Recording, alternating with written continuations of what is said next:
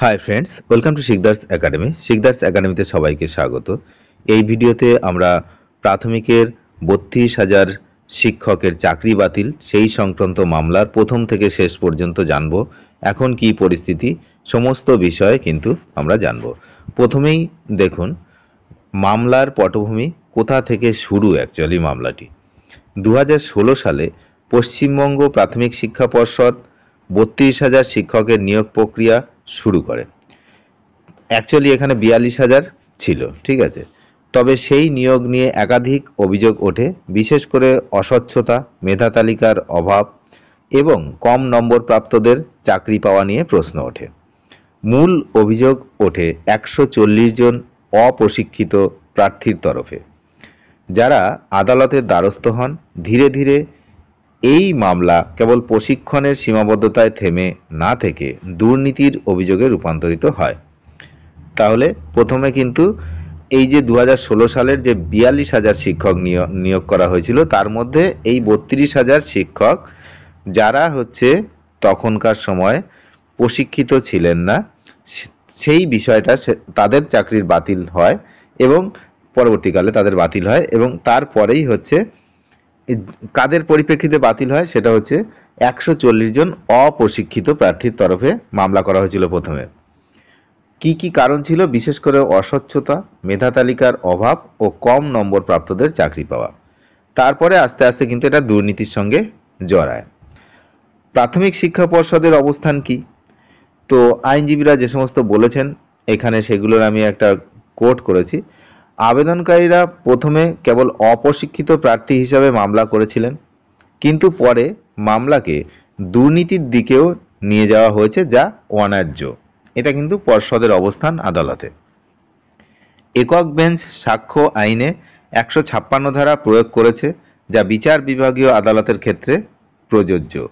সাক্ষ্য তলব, সাক্ষীদের জেরা, নথি পর্যালোচনা এসবের মধ্যে পদ্ধতিগত ত্রুটি ছিল বলে দাবি। প্রাথমিক শিক্ষা পর্ষদ এই অবস্থান নিয়েছে, আপাতত এই দাবি করছে আদালতে। আদালতের স্পষ্ট বার্তা কি? দুর্নীতির অভিযোগকে অগ্রাধিকার।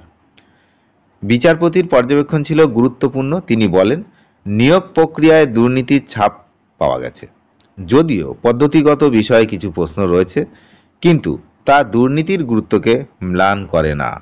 সুতরাং দুর্নীতি যে হয়েছে সেটা কিন্তু আদালত স্পষ্ট করেছে।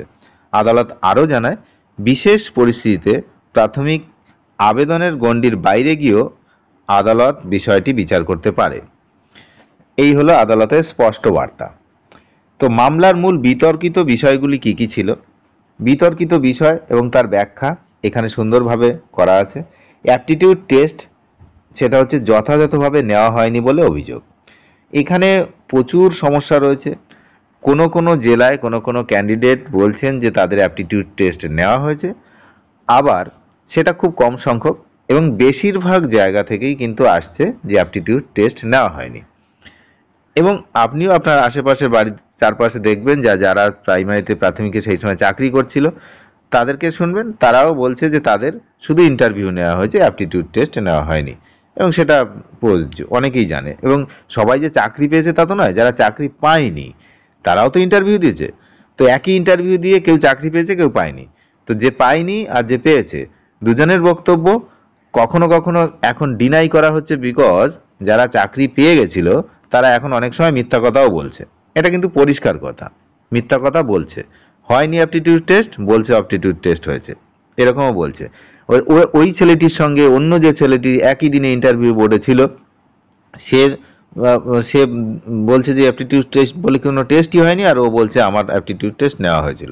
মানে এইরকম অনেক কিছু কন্ট্রোভার্সি চলছে, দুই পক্ষের লোকজন আছে, নানান রকম চলছে। মেধা তালিকার অনুপস্থিতি, কোন ভিত্তিতে নিয়োগ হয়েছে তা অস্পষ্ট। স্পাইরাল বাইন্ডিং করা নথি আবেদনকারীদের জমা দেওয়া একমাত্র প্রমাণ হিসাবে প্রশ্নবিদ্ধ। সাক্ষ্য আইন প্রয়োগ, একক বেঞ্চের 156 ধারা প্রয়োগে যথার্থ কিনা তা নিয়ে প্রশ্ন। আর সংরক্ষণ নীতি লঙ্ঘন, কিছু প্রার্থী সংরক্ষণের সুবিধা পাননি বলেও দাবি। পরবর্তী বিষয়, বর্তমান পরিস্থিতি ও আগামী পদক্ষেপ কি হতে পারে।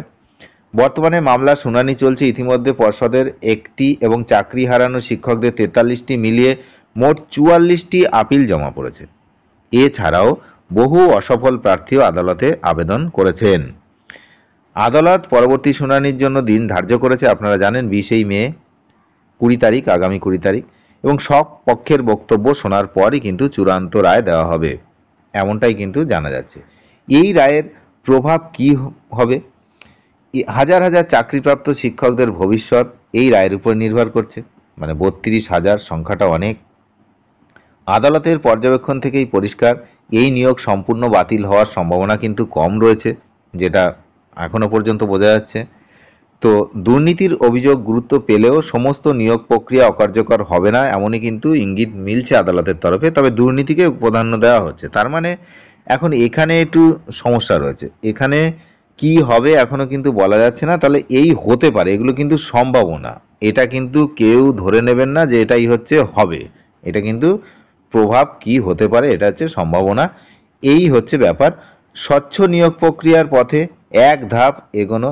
কলকাতা হাইকোর্টের সাম্প্রতিক পর্যবেক্ষণ পরিষ্কার করে দিয়েছে যে দুর্নীতিকে গুরুত্ব দিয়েই বিচার হবে, কিন্তু স্বচ্ছভাবে নিয়োগ পাওয়া প্রার্থীদের প্রতিও সুবিচার হবে।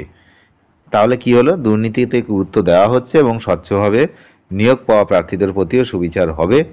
এই মামলার রায় শুধু 32,000 চাকরিপ্রাপ্ত শিক্ষকের ভবিষ্যৎই নয়, বরং রাজ্যের শিক্ষাক্ষেত্রে নিয়োগের স্বচ্ছতা ও গ্রহণযোগ্যতা নিয়ে গভীর বার্তা দেবে। তাহলে কি হয় সেদিকে তো আমরা নজর রাখছি, আপনারা নজর রাখুন শিকদার্স একাডেমিতে। ধন্যবাদ।